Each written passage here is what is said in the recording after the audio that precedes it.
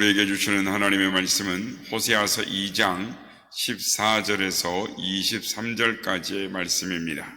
호세아서 2장 14절에서 23절까지의 말씀을 교독하시고 마지막 절은 함께 합독하시도록 하겠습니다. 그러므로 보라, 내가 그를 타일러 거친 들로 데리고 가서 말로 위로하고 그의 보돈을 그에게 주고 아골 골짜기로 소망의 문을 삼아 주리니 그가 거기서 응대하기를 어렸을 때와 애굽 땅에서 올라오던 날과 같이 하리라. 여호와께서 이르시되 그날에 내가 나를 내 남편이라 일컫고 다시는 내 바알이라 일컫지 아니하리라. 내가 바알들의 이름을 그의 입에서 제거하여 다시는 그의 이름을 기억하여 부르는 일이 없게 하리라.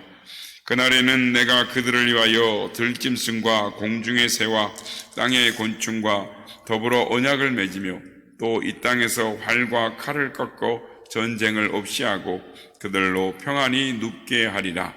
내가 내게 장가들어 영원히 살되 공의와 정의와 은총과 긍휼이 여김으로 내게 장가들며 진실함으로 내게 장가들리니 내가 여호와를 알리라. 여호와께서 이르시되 그날에 내가 응답하리라. 나는 하늘에 응답하고 하늘은 땅에 응답하고 땅은 곡식과 포도주와 기름에 응답하고 또 이것들은 이스라엘에 응답하리라. 내가 나를 위하여 그를 이 땅에 심고 긍휼히 여김을 받지 못하였던 자를 긍휼히 여기며 내 백성 아니었던 자를 향하여 이르기를 너는 내 백성이라 하리니 그들은 이르기를 주는 내 하나님이시라 하리라 하시니라. 아멘. 할렐루야. 오늘도 우리 예배 가운데 함께 하신 주님을 찬양합니다. 그리고 새벽을 깨워 기도의 향기로 나오신 모든 성도님들께 하나님의 은혜와 평강이 함께 하시기를 기원드립니다. 사람들은 누구나 실패를 경험을 합니다. 그런데 그 실패의 경험을 어떻게 처리하느냐에 따라 영원한 실패자로 남을 수도 있고 성공자의 삶으로 나아갈 수도 있습니다. 그래서 성공한 사람들은 누구나 다 한 번은 실패를 경험하는 것입니다. 그런데 그들은 실패를 남다르게 처리했던 것입니다. 이들은 실패를 경험하지만 자신을 결코 실패자라고 간주하지 않았습니다. 예를 들면 모차르트는 피가로의 결혼이라는 이 노래를 작곡하고 나서 실패를 경험합니다. 왜냐하면 황제 페르디난도가 너무 시끄럽다, 음표가 너무 많다 이렇게 혹평을 했습니다. 그렇지만 모차르트는 자신을 실패자로 여기지 아니하고 더 앞을 향하여 노력하고 정진함으로 말미암아 위대한 작곡가가 되었고 또 피가로의 결혼이라는 그런 이 곡이 그 당시에는 혹평을 받았지만 지금 굉장히 시대를 앞선 그런 곡으로 평가를 받는 것입니다. 미국의 대통령이었던 해리 트루먼은 38살이었던 1922년에는 빚을 지고 도산을 해서 실업자로 살아갔습니다. 그러나 그가 결코 그 자리에 오래 머무를 사람이라고 생각하지 아니하고 그의 인생을 긍정적으로 바라보며 하나님 앞에 자신의 삶을 맡기며 노력을 했습니다. 그래서 그가 1945년 미국의 대통령이 되어서 세계에 가장 영향력을 끼치는 사람이 될 수가 있었습니다. 그렇습니다. 우리는 인생을 살아가다 보면 때로는 실패를 경험하게 되는 것입니다. 그때에 그 실패를 어떻게 처리하느냐에 따라 그의 인생의 성패가, 그의 인생의 갈림길이 갈라지는 것입니다. 마찬가지로 우리의 믿음의 사람들도 신앙 안에서 실패를 하는 것입니다. 남다른 소명을 갖고 남다른 은사를 받고 또 남다른 믿음을 가지고 있다 할지라도 인생을 살아가다 보면 실패를 꼭 경험하게 되는 것입니다. 성경에도 보면 아브라함도 이스마엘을 낳는 실패를 경험합니다. 다윗도 바세바를 경험하는 실패를, 모세는 무리바에서 실패를 경험하는 것입니다. 그러나 이들은 모두 실패의 자리에 주저앉아 있지 않고 모두 다 다시 일어서서 믿음의 길로, 사명의 길로, 성공의 길로 나아갈 수 있었습니다. 어떻게 그들이 그렇게 실패의 자리에서 일어날 수 있었는가?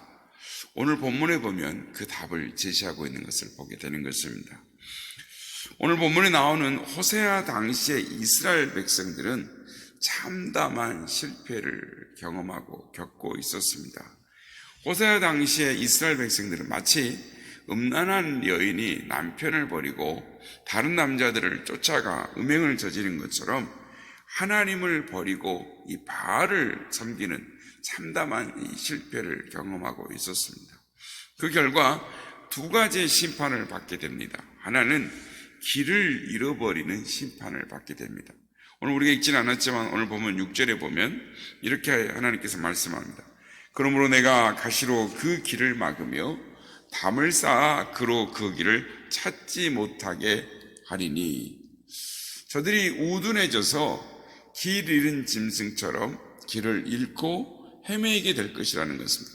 그러니까 하나님께서 길을 막음으로 눈을 어둡게 함으로 말미암아 아무리 자신의 지혜와 방법과 경험을 다 동원한다 할지라도 그의 눈이 어두워져서 길을 잃게 되고 방황하게 되고 결국은 실패의 자리, 낙답의, 절망의 절벽의 자리로 떨어지고 말게 될 것이라는 것입니다.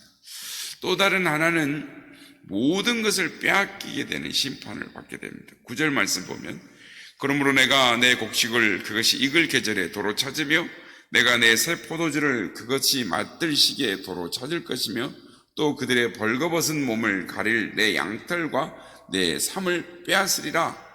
그리고 나서 10절에 보면 이제 내가 그 수치를 그 사랑하는 자의 눈앞에 드러내리니 라고 말씀. 그러니까 마치 남편에게 쫓겨나서 생계를 보장도 받지 못하는, 그러니까 예전에는 여인이 갈 곳이 없었지 않습니까? 그래서 집에서 쫓겨나면 그냥 불황자가 되고 생기를 살 수가 없고 벌거벗고 이제 아무리 아름다웠던 자도 더러워지고 또 수치를 드러낼 수밖에 없게 되는 것처럼 이 이스라엘 백성이 하나님을 떠남으로 말미암아 모든 것을 다 빼앗기고 바벨론의 포로로 끌려가게 되는 그것을 말씀하는 것입니다.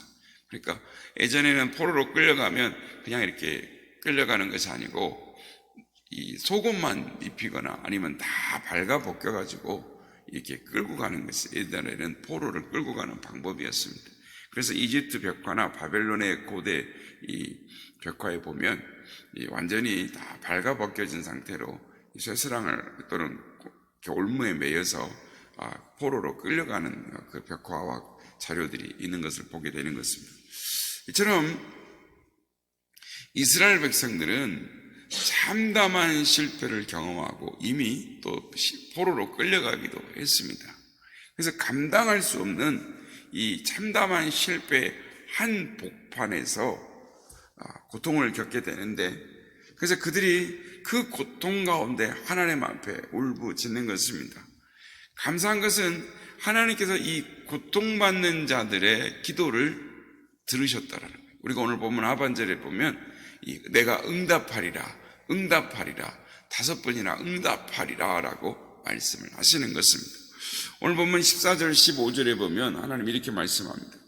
그러므로 보라, 내가 그를 타일러 거친 들로 데리고 가서 말로 위로하고 거기서 비로소 그의 포도원을 그에게 주고 아골 골짜기로 소망의 문을 삼아주리니 그가 거기서 응대하기를 어렸을 때와 애굽 땅에서 올라오던 날과 같이 하리라. 하나님께서 저들을 회복시킬 계획을 갖고 계시다라는 것입니다. 이스라엘 백성들이 정신을 차리고 하나님께로 돌아오기만 하면, 하나님께 부르짖기만 하면 하나님이 회복시킬 계획을 갖고 계시다라는 것입니다. 그렇습니다. 하나님께서는 하나님의 백성들이 실패의 구렁텅이에서 고통의 자리에서 멸망당하기를 원하지 아니하시는 것입니다. 복음만 계시지 않습니다. 회복시켜 주시기를 원하시는 것입니다. 건져낼 계획을 세우시고 약속을 해 주시는 것입니다. 이 점이 우리에게는 소망이 되는 것입니다. 믿는 사람들만이 가질 수 있는 하나님의 크신 은총인 것입니다. 믿지 않는 사람들은 스스로 그 실패의 구렁텅이에서 걸어 나와야 하는 것, 벗어나와야 하는 것, 그러나 결코 그 구렁텅이에서 나올 수 없는 것입니다.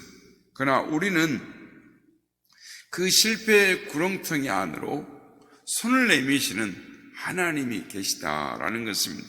하나님이 손을 내미시기 때문에 우리는 그 하나님의 손을 잡기만 하면 건져내어 주시는 것입니다. 실패의 한복판에서 우리를 회복시키시는 하나님을 만날 수가 있는 것입니다. 여기서 중요한 것은 하나님의 회복의 약속을 믿는 것입니다. 시편 50편 15절에 하나님이 이렇게 말씀합니다. 환난 날에 나를 부르라. 그리하면 내가 너를 건지리니 너가 나를 영화롭게 하리라 라고 말씀을 하시는 것입니다. 참담한 실패 한복판에서 그 고통을 겪는 그 순간에서도 하나님께서 우리를 회복시켜 주시겠다라고 약속하시는 것입니다. 그러므로 실패의 자리에서 어려움의 자리에 있을 때 하나님의 약속을 믿어야 하는 것입니다. 히브리서 11장 17절에서 19절의 말씀에 보면 아브라함의 이야기가 나오는데 아브라함이 외아들 이삭을 번제로 드려야 할 절체절명의 위기에 놓이게 되었습니다. 그 상황 가운데서 아브라함이 하나님의 약속을 붙잡습니다. 하나님의 약속을 믿는 것입니다. 만일 자기가 아들을 죽여 번제로 드린다 할지라도 하나님께서 그를 살려내실 것이다.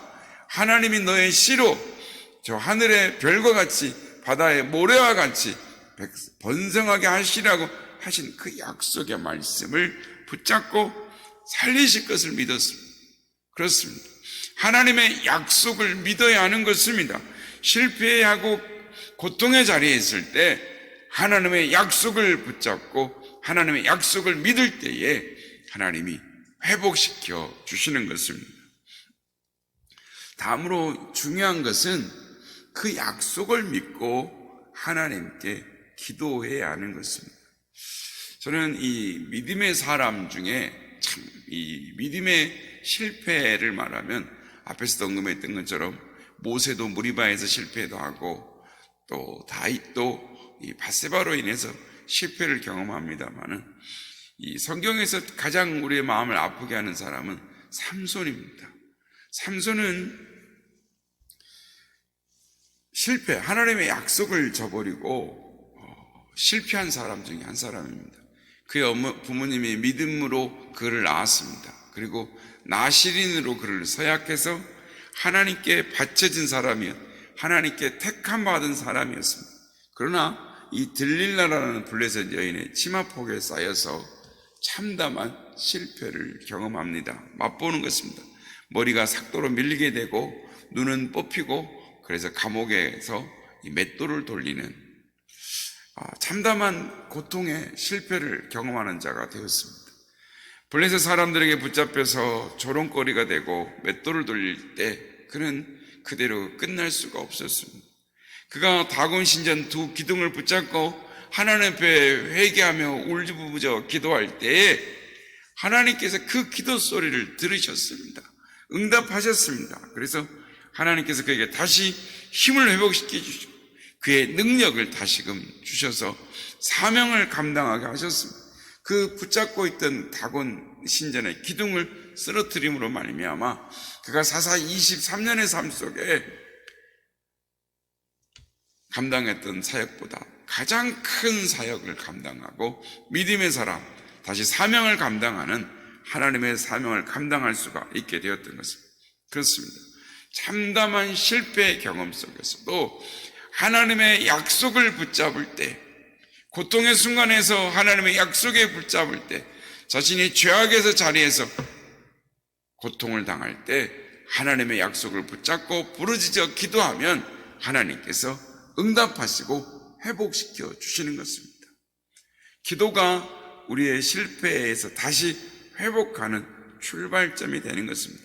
하나님의 약속을 믿고 약속을 붙잡고 기도할 때 하나님은 우리를 회복시켜 주시는 것입니다. 성도 여러분, 인생을 살다 보면 뜻하지 않는 어려움을 당할 때가 있습니다. 실패를 경험할 때가 있습니다. 구덩이에 빠질 때가 있습니다. 그러나 하나님은 그때마다 우리를 실패의 수렁에서 건져내 주시기를 원하십니다.